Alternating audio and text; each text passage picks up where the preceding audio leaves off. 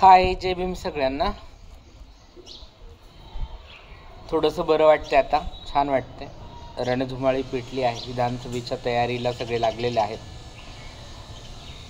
सरकारनं यावेळेसच्या अधिवेशनामध्ये अर्थसंकल्पात विधानसभा डोळ्यासमोर ठेवून काही घोषणा लोकांना खुश करण्यासाठी केलेल्या आहेत.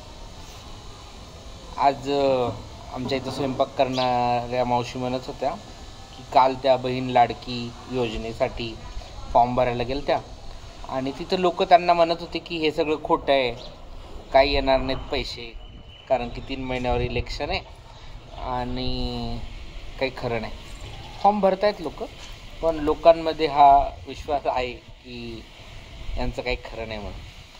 तर इलेक्शन डोक्यात ठेवून बहिणींच्या ताटातलं चोरून खाणाऱ्या लोकांनी बहिणींसाठीची एक योजना जी जाहीर केली ती येणारं सरकार कितपत अंमलबजावणी करेल माहीत नाही. कारण की या अगोदर असंच मराठा आरक्षणाचं झालं, कारण की इलेक्शनच्या तोंडावर मराठा आरक्षण दिलं आणि इलेक्शन झाल्यानंतर परत तो प्रश्न जैसे थे तसाच राहिला.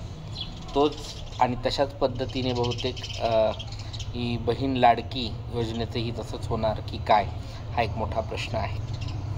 आणि अशा खिरापतींचं गाजर दाखवून महिलांना आणि इथल्या महाराष्ट्रातील जनतेला वेडं करण्यापेक्षा थोडंफार त्यांनी इथल्या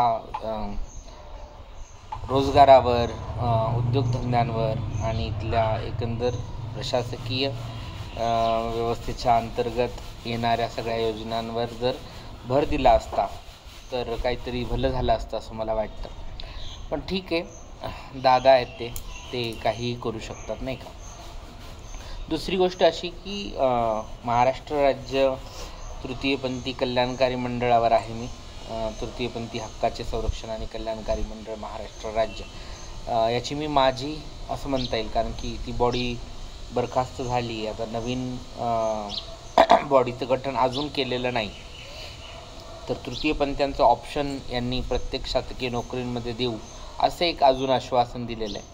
ऑप्शन दिलं, आरक्षणाचं काय, हा एक महत्त्वाचा प्रश्न आहे. ऑप्शनने आमची भूक भागणार नाही, म्हणजे जेवण दाखवलं आणि जेवण खाऊ घातलं या दोनमध्ये फार फरक आहे.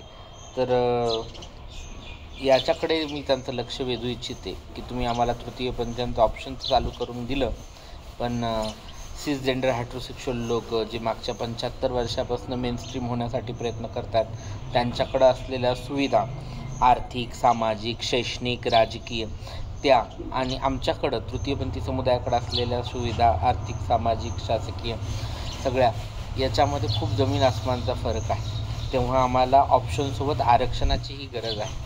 मला अपेक्षा आहे की सरकार आमच्या हॉरिझॉन्टल रिझर्वेशनच्या संदर्भाने सकारात्मक विचार करेल, आणि नाही केलात तर आम्हाला परत एकदा ऑप्शनसाठी जसं रस्त्यावर यावं लागलं तसंच परत एकदा मंत्रालयामध्ये येऊन भीक मागायची तयारी आम्ही ठेवतो, परत एकदा आंदोलन करायची तयारी ठेवतो. कारण की हा संघर्ष आम्हाला लहानपणापासून आहे. तुमच्यासोबत आम्हाला लढल्याशिवाय काहीच मिळालेलं नाही, आणि अपेक्षा आहे की आम्हाला पुढेही तुम्ही लढू देणार नाहीत, लवकर द्याल, नाही तर आम्ही लढायला सज्ज आहोत. जय भीम.